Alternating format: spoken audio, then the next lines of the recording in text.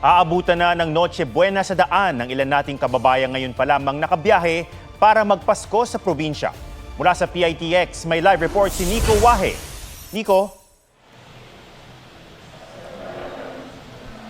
Marami tayong mga kababayan na ngayon pa lang uuwi na kanilang mga probinsya para magdiwang ng Pasko. Ang iba kasi sa kanila, tinapos pa ang mga trabaho kahapon.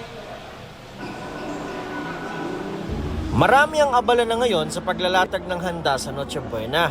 Pero may ilan tayong kababayan, babiyahe pa lang pa probinsya at tiyak sa kalsada na aabutan ng Pasko. Si Emerson na paalbay, kinailangan pa munang tapusin ang trabaho bilang surveyor sa Tagaytay kahapon. Dapat 23, kahapon pa sana. Kaso hindi ka pinayagan ng bus namin kasi kailangan na magbubuhos nga kami kinabukasan. Ay natapos madaling araw na. Kaya ngayon talagang uwi ko. Pero okay lang daw yan dahil makakauwi pa rin naman at makakasama ang mahal sa buhay hanggang January 5. Mga anak, dito na ako sa terminal, pauwi na rin akong Bicol.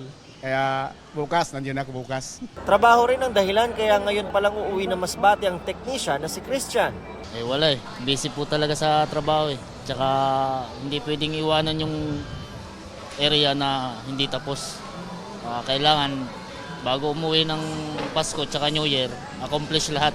12 oras ang biyahe ng bus papuntang Pio Duran sa Albay at 3 oras sa barko patawid ng Masbate. Midnight snack na lang sa daan.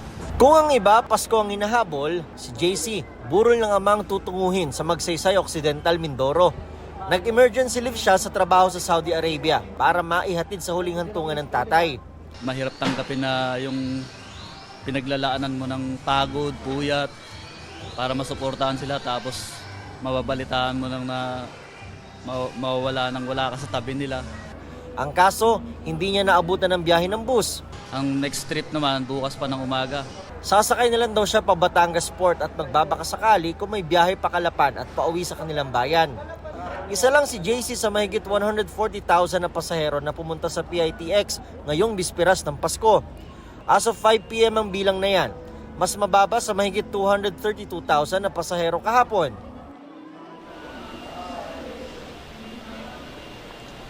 As of 10 p.m., 190,133 na ang mga pasaherong dumagsa rito sa PITX at nadadagdagan pa yan dahil may mga pasahero pa ngayon na pumapasok rito. Lahat gustong humabol na makauwi na sa kanilang mga pamilya at magdiwang ng Pasko. Merry Christmas, Atom!